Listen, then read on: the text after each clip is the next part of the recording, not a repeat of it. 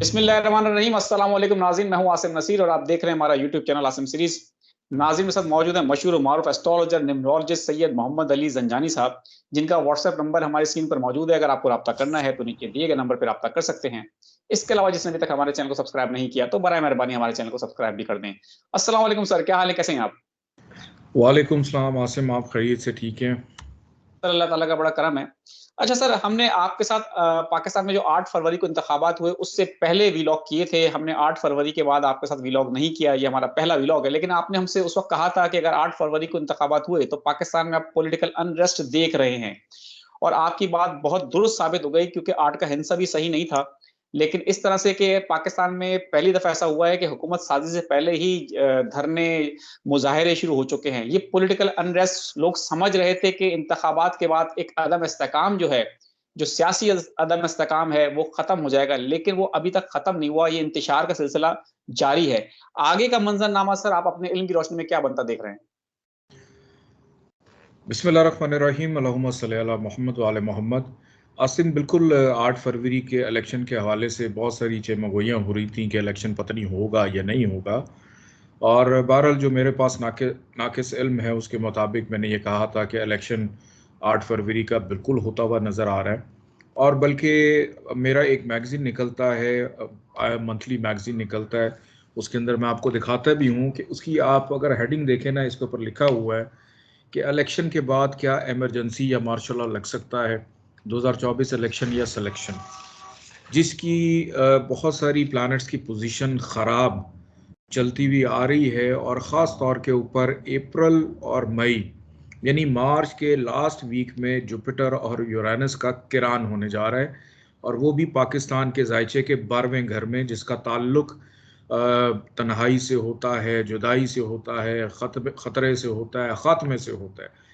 तो मुझे तो बड़ी फ़िक्र है, बड़ी तशवीश है कि कहीं खुदा न ख्वास्ता इस इलेक्शन के होने के बाद आइन की बिसात जो है वो ना लपेट दी जाए। अगर ये 2 माह जो कि इंतहाई तशवीशनाक हैं, अगर ये खैर खरीत से गुज़र जाते हैं और हमारे सियासतदानों ने होश के नाखुन ना लिए, आपस में मौजूद रंजिशों को ख़त्म ना किया, तलखियों को ख़त्म ना किया, एक दूसरे को माफ़ ना किया, तो एक तवील तरीन पाकिस्तान की तारीख़ में एक ऐसी हुकूमत बन जाएगी कि जिसमें कोई भी सियासतदान कुछ नहीं कर पाएगा और ना जमहूरियत कुछ कर पाएगी।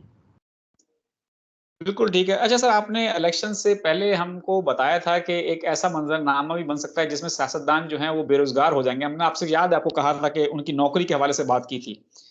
तो सर जी। हालात जो हैं बड़े खतरनाक हैं, बड़े मतलब कोई भी साथ बैठने को तैयार नहीं है, हुकूमत साज़ी हो नहीं पा रही। तो इस सियासतदानों की नौकरियों के हवाले से आप क्या समझते हैं? ये नौकरियाँ अब क्या बेरोज़गारी की तरफ जाते आपको नज़र आ रहे हैं हालात?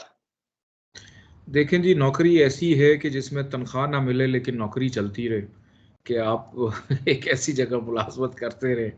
बहरहाल मैं इतना ज़्यादा को पुरुम्मीद नहीं हूँ 2024 का ये जो इलेक्शन हुआ है 8 फरवरी का, इसके हवाले से जो भी मामलात हैं और सियासतदानों को अगर देखा जाए तो चीज़ें तो अच्छी नहीं हैं प्लैनेट्स के मुताबिक। मतवक़्क़ा तौर पे जो नताइज जिनकी मैं उम्मीद कर रहा था सितारों की रोशनी में वही नताइज आए। और अब सूरत हाल ये है कि इसको आगे कैसे बढ़ाना है।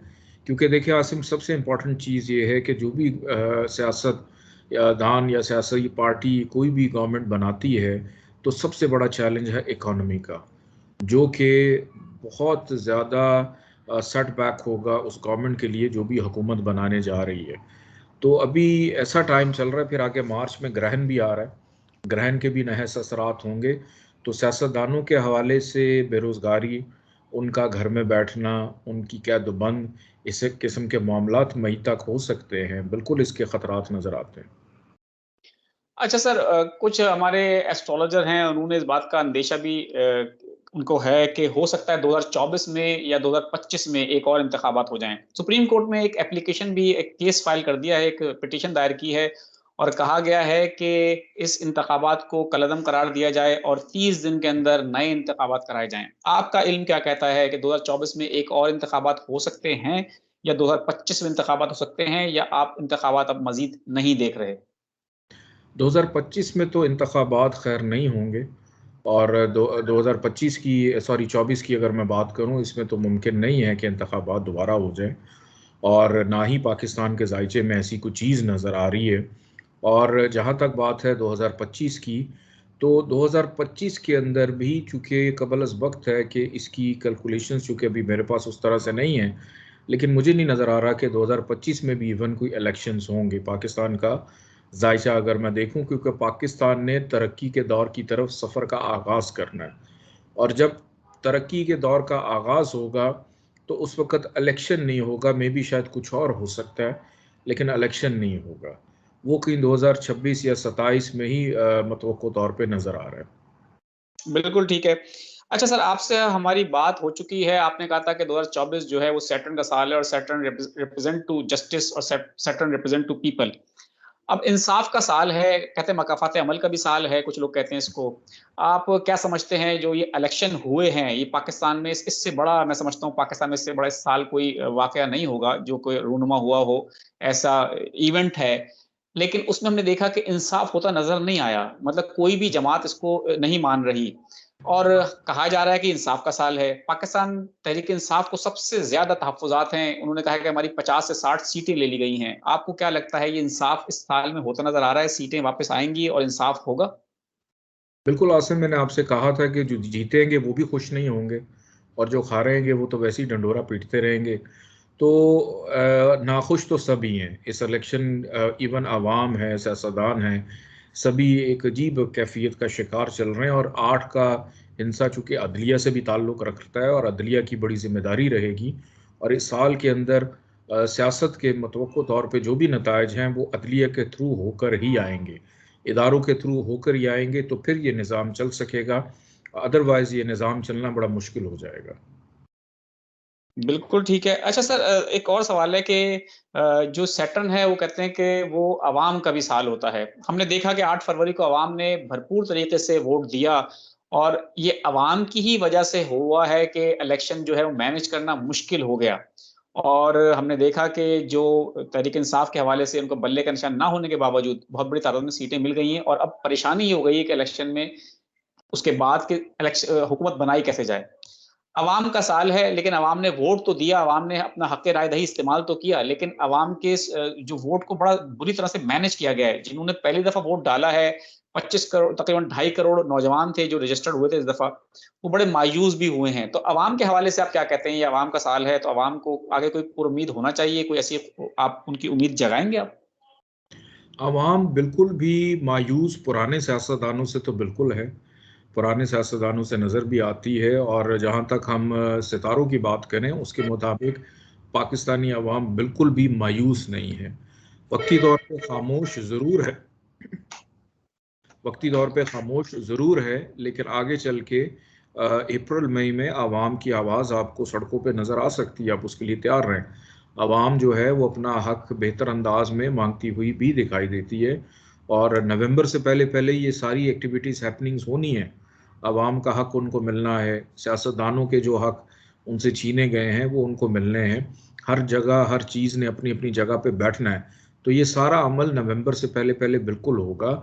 आवाम को इस साल के अंदर चीज़ें खुद अपने बाजू के ज़ोर से भी कुछ करते हुए दिखाई दे रहे हैं। बिल्कुल ठीक है। अच्छा सर, एक और सवाल हमारा ये है कि हुकूमत साज़ी के अंदर तमाम जमातें जो हैं इस वक़्त दावे कर रही हैं कि हुकूमत हम बनाएँगे, नून लीग कहती है कि पीपल्स पार्टी के साथ मिलके हम बनाएँगे। पाकिस्तान तहरीक-ए-इंसाफ का क्लेम है कि वो कहती है हम बनाएँगे। आपको इन तमाम सियासी जमातों में किस जमात का ज़ायचा इस वक़्त मज़बूत नज़र आ रहा है? देखिए जी, तमाम सियासी जमातों में मजबूत जायचा तो पीटीआई का ही है, और पीटीआई चूँकि अभी ग्राउंड पे उस तरह से एग्ज़िस्ट नहीं कर रही। नून लीग का जायचा भी स्ट्रॉन्ग है, पीपल्स पार्टी का जायचा भी स्ट्रॉन्ग है, कि गवर्नमेंट की तश्कील की तरफ अगर मैं देखूँ तो नून लीग और पीपल्स पार्टी और उनके साथ जो एमक्यूएम है, इनका एक इत्तेहाद बन के इस गवर्नमेंट को तश्कील बिल्कुल देगा।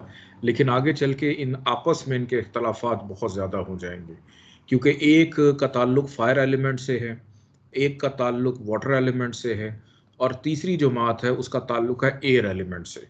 तो ये कभी भी आपस में इकट्ठे नहीं हो सकते, कभी भी एक दूसरे के लिए जो है वो मुहिब नहीं हो सकते, एक दूसरे के लिए हमदर्दी नहीं रख सकते। आग और पानी कभी इकट्ठे नहीं होते, वक्ती तौर पे तो चल पड़ते हैं साथ, लेकिन एक दूसरे को अफेक्ट भी करेंगे। बहरहाल गवर्नमेंट जो है, नून लीग बनाने की पोजीशन में भी नज़र आ रही है ग्राउंड रियलिटी, और जायचे के अंदर भी देखें कुछ ऐसी सिचुएशन नज़र आ रही है। लेकिन अगर चंद दिनों में कोई हैपनिंग नहीं हो जाती, क्योंकि प्लैनेट्स को इतने अच्छे असरात नहीं बता रहे, तो फिर ये आगे कैरी करेंगे इसको। बिल्कुल ठीक है सर। हमें वक़्त देने के लिए बहुत-बहुत शुक्रिया। नाज़रीन, यहाँ हमारे व्लॉग का वक़्त ख़त्म हुआ। मुझे और सैयद मोहम्मद अली ज़ंजानी साहब को दें इजाज़त। आखिर में हमारा वही पैगाम है, मुस्कुराएँ, प्यार बाँटें और अपने आस-पास के लोगों का ख़्याल रखें। खुदा हाफ़िज़।